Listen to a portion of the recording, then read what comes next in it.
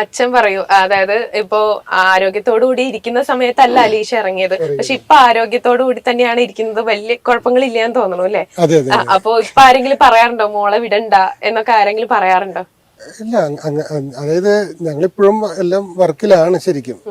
ഞാനൊന്ന് കാണുമ്പോൾ നമുക്ക് മനസ്സിലായില്ലെങ്കിലും ഒരു വീഴ്ചയിൽ എനിക്ക് ഒരു വർക്കിന് ഞങ്ങൾ പോയതാ. മോനുണ്ടായിരുന്നു കൂടെ. മോനെ ഡ്രൈവ് ചെയ്തത് പറ്റുവട്ടം ചാടി നേരെ ഫ്രണ്ട് പൊങ്ങി ഞാൻ നേരെ താഴോട്ട് വീണു, ബാക്കും വീണു. ഈ കൈ കുത്തിയപ്പോഴേക്കും ഈ ഷോൾഡറിനും ഭയങ്കര പെയിൻ ആയിരുന്നു. ഞങ്ങളെ വർക്കിന് ശരിക്കും 2 കൈയും വേണം. അപ്പൊ പിന്നെ അവൻ BCA ബാംഗ്ലൂർ പഠിച്ചോണ്ടിരിക്കുകയായിരുന്നു. പിന്നെ അവനും സങ്കടം ആയിപ്പോയി. അവന്റെ കയ്യിൽ നിന്ന് ഒരു പറ്റിയില്ല, കാര്യം പറ്റിയതാണ്, സിറ്റുവേഷനാണ്. സ്പീഡ് ഇല്ലാത്തതുകൊണ്ട് ഒന്നും കാര്യമായിട്ടൊന്നും പറ്റിയില്ല. ആ സമയത്ത് മനസ്സിലാവില്ല. പിന്നീടാണ് എനിക്ക് രാത്രി ആയപ്പോഴാണ് ഭയങ്കര ബുദ്ധിമുട്ട് വന്നത്. പിന്നെ ഇവൻ ബ്രേക്ക് ചെയ്തു. BCA റിപ്പോർട്ട് ചെയ്ത് കൂടെ എൻ്റെ കൂടെ തന്നെ നിൽക്കുകയായിരുന്നു. അപ്പോഴാണ് വൈഫിനും ഒരു ന്യൂമോണിയ പോലെ വന്ന് അമൃത ഹോസ്പിറ്റലിലോട്ടായി. ശരിക്കും പറഞ്ഞാൽ ചില സമയങ്ങളുണ്ടല്ലോ മനുഷ്യർക്ക്, അതായിട്ട് ഞങ്ങൾ അങ്ങനെ കമ്പയർ ചെയ്യണം.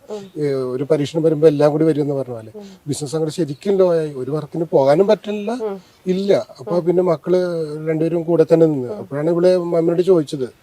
അപ്പൊ എന്നോട് ചോദിച്ചു, ഞാൻ പറഞ്ഞു നമ്മള് പതറാൻ പാടില്ല, ഏതെല്ലാം ലൈസൻസ് ഉണ്ട്, പിന്നെ അത് നോക്കേണ്ട ആവശ്യമൊന്നുമില്ല. ഞാൻ ഇവളോട് 10ാം ക്ലാസ് ആയപ്പോൾ തന്നെ പറഞ്ഞിട്ടുണ്ട്, മക്കളോട് ഞാൻ പറഞ്ഞിട്ടുണ്ട്, എനിക്ക് കൊളസ്ട്രോളും ട്രൈഗ്ലിസൈഡൊക്കെ കൂടുതലുണ്ട്.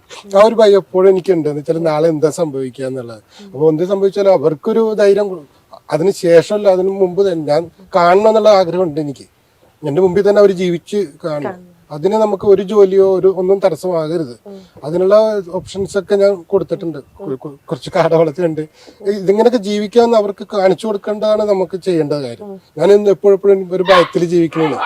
എന്താണ് ഫ്യൂച്ചർ, എന്തായിരിക്കും വന്നു കഴിഞ്ഞിട്ട് പിന്നൊരു അവസരം. ശരിക്കും പറഞ്ഞാൽ ഈ ഒരു ജനങ്ങളുടെ ഇതിൽ എനിക്ക് വളരെ സന്തോഷമുണ്ട്. അപ്പൊ ഞങ്ങൾ ഇവിടെ ജർമ്മനിക്ക് വിടാന്നൊക്കെ ഒരു ഇതുണ്ടായിരുന്നു ഇന്നലെ വരെയും. പക്ഷെ ഇപ്പൊ ഇങ്ങനെ സമൂഹം നമ്മളെ സപ്പോർട്ട് ചെയ്യുന്നുണ്ടെങ്കിൽ ഞങ്ങള് ഇന്ന് രാവിലെ ചർച്ച ചെയ്തതാണ്. അപ്പൊ അവള് ചോദിച്ചു, അപ്പൊ കേരളം മുഴുവൻ നമ്മുടെ കൂടെ ഉണ്ടല്ലോ. നമ്മുടെ കേരളം മുഴുവൻ അല്ലല്ലോ, ലോകം മുഴുവൻ നിന്റെ കൂടെ ഉണ്ട്. ഇനി ഞാൻ ജർമ്മനിക്ക് പോകണോ? നമ്മൾ വേണ്ട, ഇവിടെ തന്നെ നിനക്ക് ചെയ്യാവുന്ന ഒത്തിരി കാര്യങ്ങളുണ്ട്. നമ്മുടെ നാട്ടിൽ ചെയ്യാവുന്ന കാര്യങ്ങളുണ്ട്. നമ്മളത് കൈയെത്തിക്കണമെന്നില്ലെന്ന് മാത്രമേ ഉള്ളൂ. അപ്പൊ കാണും ചെയ്യും. അപ്പൊ നീ ഇതിൽ തന്നെ നോക്കിക്കോ, നിനക്ക് മാർഗങ്ങളുണ്ടല്ലോ. പിന്നെ ഞാൻ എന്തിനാ തടസ്സമായിട്ട് പോണേ? മുന്നോട്ട് പോവുക, അത്രേ ഉള്ളൂ. പെൺകുട്ടി ആയതുകൊണ്ടാണ് സോഷ്യൽ മീഡിയ ഇത്ര ഏറ്റെടുത്തതെന്നാണ് ഞാൻ വിശ്വസിക്കുന്നത്. അപ്പോ കാരണം ആൾക്കാണെങ്കിൽ 18 വയസ്സേ ഉള്ളൂ. അപ്പോ പഠിത്തവും അതിന്റെ ഇടയിൽ ഈ ജോലിയും കൂടെ ചെയ്യുമ്പോഴേക്കും അമ്മമാർക്കൊക്കെ ശരിക്കും, എന്റെ അമ്മയ്ക്കൊക്കെ ഞാൻ ഇത് കാണിച്ചു കൊടുത്തപ്പോ അമ്മയൊക്കെ പറഞ്ഞു, അയ്യോ കാണണമെങ്കിൽ എന്റെ അന്വേഷണം കൂടെ ഒന്ന് പറഞ്ഞേക്കണം എന്നൊക്കെ പറഞ്ഞിട്ടാ വിട്ടത്. അപ്പൊ എല്ലാ അമ്മമാരുടെയും മനസ്സിലുണ്ട് പലീക്ഷ.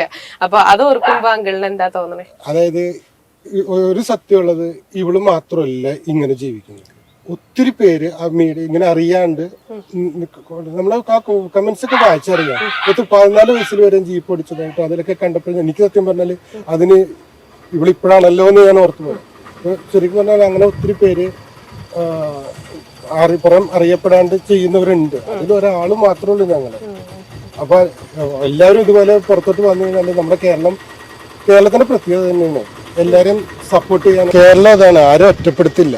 എന്തെങ്കിലും ഒരു ഇത്തിരി ആർക്കെങ്കിലും നല്ലതുണ്ടെങ്കിൽ അതിനെ ഉയർത്തിക്കൊണ്ടുവരികയും ചെയ്യും അവര്. തളർത്തല് മാത്രമല്ല. അത് ശരിക്കും പറഞ്ഞാൽ ഇപ്പൊ സത്യം ഞങ്ങക്ക് മുന്നിൽ കാണാൻ പറ്റി. മറ്റേതെല്ലാം മറ്റുള്ളിടത്ത് കാണാൻ പറ്റിയത് ഉള്ളൂ. ഇന്നിപ്പോ ഞങ്ങൾക്ക് ഇത് കാണാൻ പറ്റിയതിൽ തന്നെ ഏറ്റവും വലിയ സന്തോഷമുണ്ട്. നേരത്തെ നാട്ടുകാർ മാത്രമേ ഞങ്ങൾക്ക് ഉണ്ടായിരുന്നുള്ളൂ. ഇപ്പൊ ലോകം മുഴുവനും കൂടെ നിൽക്കലും നിങ്ങളാണ് അതിന് കാരണക്കാരെന്നുള്ളത് ഇന്നത്തെ നമ്മുടെ ഏറ്റവും വലിയ ഭാഗ്യമാണ്. പണ്ടൊന്നും നമുക്ക് ആ അവസരം ഉണ്ടായിരുന്നില്ല. അത് നാട്ടുകാർ മാത്രം എന്തും കാണുള്ളായിരുന്നു. പക്ഷെ ഇന്ന് നിങ്ങളൊക്കെ ഉള്ളത് കൊണ്ട് നമ്മള് ഉയരാൻ കഴിവുള്ളവരെ ഉയർത്തും. അത് വളരെ സന്തോഷമുണ്ട്. അതിൽ ഞങ്ങൾ അഭിമാനിക്കുന്ന നിങ്ങളെല്ലാം സപ്പോർട്ട് ഞങ്ങൾക്ക് മാത്രമല്ല എല്ലാവർക്കും നിങ്ങൾ ഉണ്ടാകണം ഇതുപോലെ തന്നെ. തീർച്ചയായിട്ടും. ചേട്ടൻ പറയൂ, ചേട്ടൻ BCA പഠിച്ചോണ്ട് ഇരിക്കുകയായിരുന്നില്ലേ? അപ്പൊ ചേട്ടൻ നിക്കെ അനിയത്തി ജോലി ചെയ്യുന്നു എന്നുള്ള രീതിയിൽ ആരെങ്കിലും ഒക്കെ എന്തെങ്കിലും പറഞ്ഞിട്ടുണ്ടായിരുന്നോ? ഇല്ല, അങ്ങനെ ഇതുവരെ ആരും അങ്ങനെ പറഞ്ഞിട്ടില്ല. ഇതുവരെ ആരും അങ്ങനെ സംസാരിച്ചിട്ടില്ല എന്നോട്. പക്ഷെ ഇപ്പൊ ചോദിച്ചാൽ തന്നെ എനിക്ക് ഈ പെങ്ങള് എന്നുള്ളൊരു മൈൻഡ് സെറ്റ് ഇല്ല. എനിക്കൊരു അനിയൻ തന്നെയാണ്. ഞാൻ എന്ത് ചെയ്യുന്നു അതൊക്കെ ഇവളും ചെയ്യണം എന്നുള്ള ഒരു കോൺസെപ്റ്റേ എനിക്കുള്ളൂ. എനിക്ക് എന്തൊക്കെ ചെയ്യാൻ കഴിയുന്നുണ്ട് അതിനേക്കാൾ മികച്ചതായിട്ട് ചെയ്യണം എന്നുള്ള എനിക്ക് ഐഡിയോളജി ഉള്ളൂ എനിക്ക് ഇവളോട്. അപ്പൊ ഇവള് അതുപോലെ ചെയ്യുന്നുണ്ട്. ഞാൻ ഏകദേശം പറവൂര് ഞാൻ സൈക്കിൾ ഓട്ടിയാ പോയിക്കൊണ്ടിരുന്നത്. ഇവളെ ഞാൻ വിടുമായിരുന്നു സൈക്കിൾ ഓട്ടി പറവൂര് വിടുമായിരുന്നു. സൈക്കിൾ വർഷാപ്പ് ചെയ്യാനറിയാം. ഞാനും ചെയ്തുകൊണ്ടിരുന്ന പരിപാടിയാ ഇത്. ഞാൻ അവളെ പഠിപ്പിച്ചു കൊടുത്ത് അവളും ചെയ്യും. ആ രീതിയിൽ ഞാൻ എന്റെയൊക്കെ മാക്സിമം ട്രെയിൻ ചെയ്യാൻ പറ്റുമോ അതുപോലെയൊക്കെ ട്രെയിൻ ചെയ്ത് നിർത്താ ഞാനോളെ. അടിപൊളി. ഇപ്പൊ നാട്ടുകാരൊക്കെ അറിഞ്ഞു തുടങ്ങിയല്ലേ? എന്താ ചേട്ടന്റെ അടുത്ത് ഫ്രണ്ട്സ് ഒക്കെ പറയണ എന്താ? ആ എല്ലാരും ചെല്ലുമ്പോ തന്നെ ഓ വൈറലായല്ലോ പെങ്ങള്, ഫേമസ് ആയല്ലോ. എല്ലാവരും എന്റെ ഫ്രണ്ട്സ് തന്നെ, ചേട്ടന്റെ ഫ്രണ്ട്സ് എങ്ങനെ തന്നെ. ഈ രാത്രിയൊക്കെ വിടുമ്പോ പേടിയുണ്ടോ? ആൾക്ക് കരാട്ടൊക്കെ അറിയാന്ന് പറഞ്ഞ നാലൊരു പേടി ഉണ്ടോ ഉള്ളില്? അല്ല എന്നെ അടുത്ത് അടിച്ചു കൂടാ എനിക്കറിയാലോ സ്വയം പോളാൻ, അതുകൊണ്ട് ആ പേടിയില്ല. ജീവിച്ചു പോകുള്ളൂ എവിടെന്നാണെങ്കിലും എവിടെന്നാണെങ്കിലും. അല്ല തീയില് കുരുത്തവര് വെയിലത്ത് പാടില്ല എന്ന് പറയാ. കഷ്ടപ്പെട്ട് രണ്ടുപേരും വളർന്നേക്കണം. കുഞ്ഞിലാണെങ്കിലും ബർത്ത്ഡേക്കാണെങ്കിൽ പോലും ഒരു ഡ്രസ് മേടിക്കാൻ പറ്റാത്ത അവസ്ഥ വരെ ഉണ്ടായിട്ടുണ്ട്. അതെന്ന് പറഞ്ഞാൽ ഡ്രസ്സിന്റെ കടയിൽ ചെന്ന് കഴിഞ്ഞാൽ അവര് പറയും ഞാൻ പറയും ഇത്തിരി നമുക്ക് എന്തെങ്കിലും മക്കൾ വില കൂടി നിർത്തലാൻ പറയാൻ പറയും ഏറ്റവും വില കുറഞ്ഞത് രണ്ടുപേരും നോക്കി എടുക്കുള്ളൂ. അത് ഇപ്പോഴും അത് തന്നെയാണ്. ഇപ്പൊ പൈസ ഉള്ള സമയത്ത് ഞാൻ പറയും ഇപ്പൊ ഇത്തിരി ടൈറ്റിൽ നേരത്തെ ഞാൻ പറയും മക്കൾ എന്തിനും എടുത്തോ ഇത്തിരി പറഞ്ഞ ആഗ്രഹമാണ് ഇരുന്നത്. എനിക്ക് ശരിക്കും പറഞ്ഞാൽ ഇവരെ കടയിൽ കൊണ്ടുപോയിട്ട് അവർ ഇഷ്ടത്തിന് വാങ്ങിച്ചു കൊടുക്കണം ശരിക്കും വലിയൊരു ആഗ്രഹങ്ങളൊക്കെ ഇരുന്നത്. പക്ഷെ അത് സാധ്യ സമയത്ത് ഇവരോട് ചോദിച്ചാൽ ഇവരത് എടുക്കില്ലായിരുന്നു. മമ്മി വേണ്ട. ഏറ്റവും പ്രത്യേകത ഇവനാണ്. ഇവൻ വളരെ വില കുറഞ്ഞത് എവിടെ കിട്ടും അത് അന്വേഷിച്ച് പോയി വാങ്ങിച്ചിരുന്ന ആളാണ്. മക്കൾ രണ്ടുപേരും ഇപ്പോഴും ആ രീതിയിൽ തന്നെയാണ് ജീവിക്കുന്നത്. ഇപ്പൊ അലീഷ ഒരു വീഡിയോയില് പറയുന്നുണ്ടായിരുന്നു ഭക്ഷണം കഴിക്കാൻ പോലും ബുദ്ധിമുട്ടുണ്ടായിരുന്ന ഒരു സിറ്റുവേഷൻ ആയിരുന്നു. ആ ഒരു സിറ്റുവേഷൻ കാരണം എനിക്ക് ന്യൂമോണിയ വന്ന് ഇത് പ്രശ്നം കൂടിയ സമയത്ത് എനിക്ക് ശരിക്കും പറഞ്ഞാൽ ഇവിടെ എല്ലാവരും ഡൗൺ ആയി പോയി. കാരണം ഞങ്ങളുടെ ഞങ്ങളൊക്കെ വെറുതെ ഒരു ഡ്രൈവേഴ്സും അതൊന്നും മാത്രമേ ഉള്ളൂ. പപ്പയും ഞാനൊക്കെ ഡ്രൈവേഴ്സ് മാത്രമേ നടക്കുക ചിരിക്കാതെ നടക്കുക അത്രേ ഉള്ളൂ. പക്ഷെ എല്ലാം മാനേജ് ചെയ്യണതും അക്കൗണ്ട്സും കാര്യങ്ങളെല്ലാം തലേക്കൂടി പറഞ്ഞത്. ഞങ്ങള് വെറുതെ ഐഡിയ പറയുമ്പോഴും അതിന് ധൈര്യം തന്നെങ്കിലും ഒരാൾ വേണം. ശരിയാണ് നമുക്ക് ചെയ്യാൻ പറയും ഞാൻ ഒപ്പം നിൽക്കാന്നുള്ള എല്ലാ കാര്യവും തുണിക്കടയാണെങ്കിൽ പോലും മമ്മി പറയും നീ തുടങ്ങിക്കോ, ഞാനുണ്ടല്ലോ പറയും നീ തുടങ്ങിക്കോളാൻ പറയും. അങ്ങനെ തുടങ്ങി അങ്ങനെ. പക്ഷെ എനിക്കും എന്റെ മെന്റിലും കാരണം എന്റെ കൈവിട്ട് പോണ ഒരു സ്റ്റേജ് വന്നു. കാരണം ഞങ്ങൾക്ക് കുറച്ച് അധികം ലോണുകളുണ്ട്. വീട് പിന്നെ പഠിക്കാനായിട്ട് ലോണും വണ്ടിയുടെ ലോൺ അല്ലാതെ. അപ്പൊ ഞാൻ ഓരോ ലോൺ അറേഞ്ച് ചെയ്യാൻ വേണ്ടി മറ്റൊരു സ്ഥലത്ത് ഫിനാൻസ് ചെറിയ ഫിനാൻസ് ശരിക്കും തലക്ക് ചുറ്റും ലോണുള്ള അവസ്ഥ നിൽക്കുന്നത്. അപ്പൊ ഇതൊക്കെ ആയപ്പോഴും ഈ അസുഖം വന്നപ്പോൾ ശരിക്കും പറഞ്ഞാൽ ഞാൻ വിചാരിച്ച അസുഖത്തിന് എനിക്ക് റിക്കവറി ഇല്ലെന്ന് ഓർത്ത്. കാരണം അതേ രീതിയിലായിരുന്നു എൻ്റെ അവസ്ഥ ഉണ്ടായത്. അപ്പൊ ശരിക്കും പറഞ്ഞാൽ ഇവരും തളർന്ന് എല്ലാവരും തളർന്ന സമയത്താണ് ശരിക്കും ഈ ഫുഡിന് പ്രശ്നം ഉണ്ടായിരുന്നു. അതില്ല പക്ഷെ നമുക്ക് മറ്റുള്ളവർ പറഞ്ഞാൽ ആരും വിശ്വസിക്കാത്ത ഒരു അവസ്ഥയാണ് നമ്മൾ കണ്ടു കഴിഞ്ഞാൽ. അപ്പൊ ഞാനിപ്പോ അരിമോൾ എന്നോട് പറഞ്ഞു മമ്മി എന്നാലും ഞാനൊന്ന് വണ്ടി ഓടിക്കട്ടെ നോക്കട്ടെ എന്ന് പറഞ്ഞു. അങ്ങനെ അവള് പോയതാ.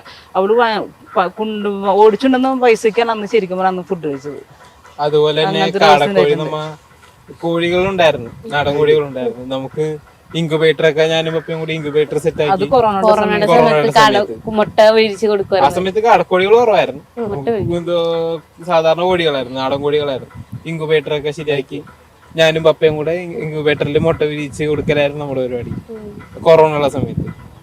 അങ്ങനെയൊക്കെ ഞങ്ങൾക്ക് ഭയങ്കര അഭിമാനമുണ്ട്. ഞങ്ങളുടെ രണ്ട് മക്കള് ദൈവം ഞങ്ങൾക്ക് ഇത്ര വലിയൊരു അനുഗ്രഹം തന്നത്. രണ്ട് മക്കള് എല്ലാരെയും പോലെ എന്നല്ല ഞാൻ പറഞ്ഞത്, അങ്ങനെ റെയർ ആയിട്ടൊക്കെ. കാരണം എല്ലാവരും പറയും ഇന്നത്തെ കാലത്ത് പിള്ളേര് മയക്കുമരുന്നും കഞ്ചാവും കിട്ടേണ്ട പൈസ. അത് മറ്റൊരു കാര്യം കൂടെ ഉണ്ട്. എന്റെ ഒരു കാഴ്ചപ്പാടില്ലേ, പാരന്റ്സിന്റെ ഒരു വളർത്തി കൊടുക്കുന്ന എങ്ങനെയാണോ അതിന്റെ ഒരു പ്രതിഫലമാണ് മക്കളെന്ന് പറയണത്. ഇവരുടെ ഒരു എക്സ്പീരിയൻസ്, ഇവരുടെ ഒരു ഇത് മാത്രമാണ് ഞങ്ങൾ ഇങ്ങനെ ആവാൻ കാരണം.